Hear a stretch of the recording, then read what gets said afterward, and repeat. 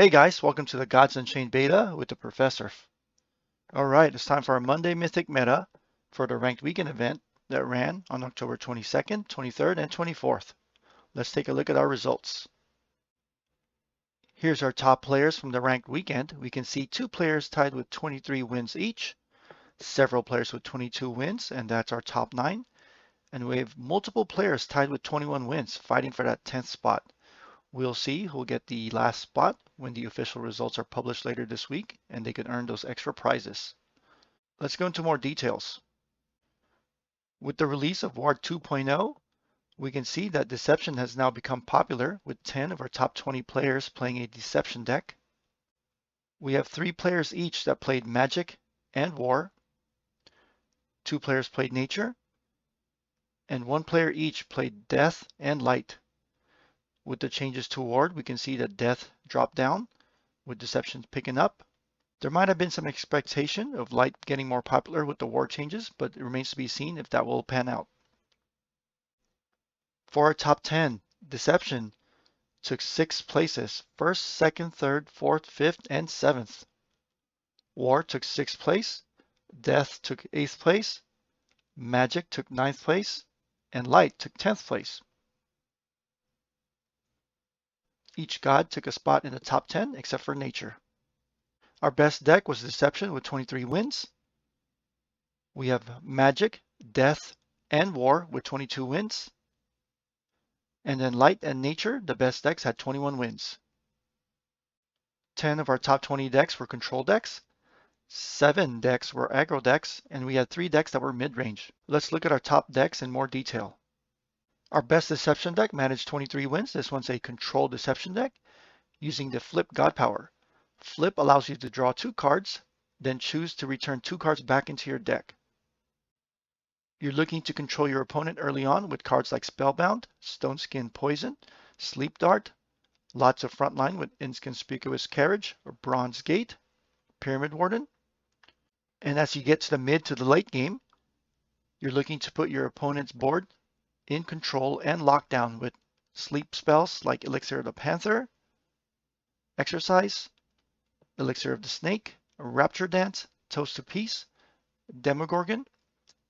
And then you have your endgame value with Jason, some healing with the Durgar Priest, and also Polyhymnia along with the Anti-Magic Expert. Our best War deck managed 22 wins. This one's an aggro Slayer deck. We have the Slayer God Power dealing 2 damage to your opponent. This one's a fairly low curve deck that we've seen before, focusing on cheap creatures at the beginning, along with several relics like Valka's Captain, Blade of Styx, Sights of the Harvest, and you have some strong war cards from the Divine Order set like Thundercaller, Audi, and Another Round. The best Death deck managed 22 wins. This one's a controlled Death deck with the Blood Ritual God Power. This deck looks to control your opponent by putting them to sleep and removal. You have Siren of the Grave, Ragnarok, Sulphuric Rain, a Blight Bomb, Eva, Baroness of the Dead, and then you have your Void interactions with Canopic Hoarder, Sand Scorpion, and then you have your stalls and removals with Neferu, Apocalypse Now, Demogorgon, and Times. You have your endgame value with Jason and Polyhymnia. Our best Magic deck managed 22 wins.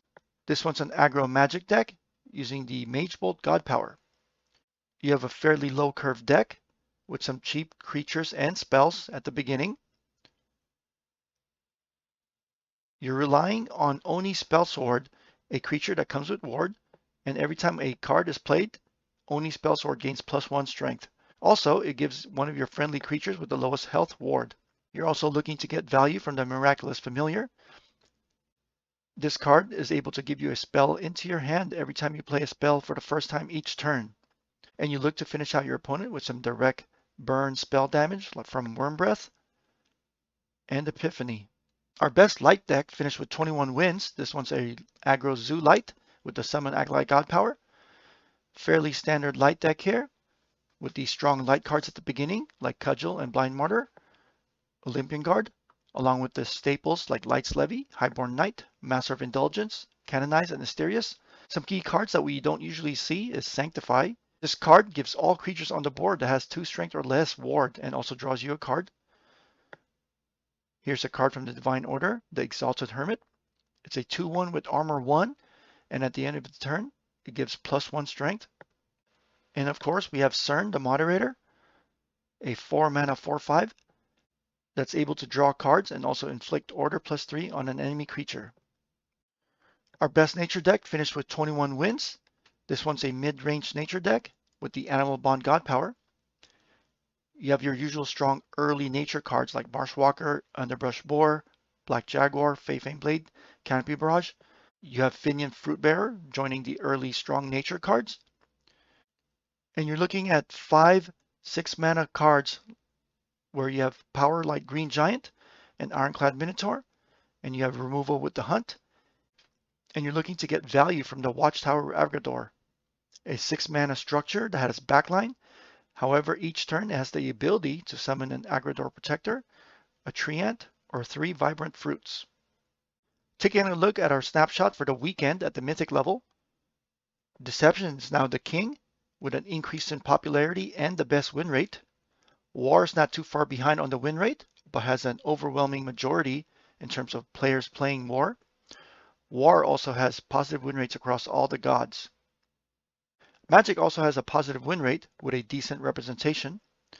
And Light, with the recent changes to War, has shown an increase in usage and close to a 50% win rate here. Death has dropped to be the lowest played god.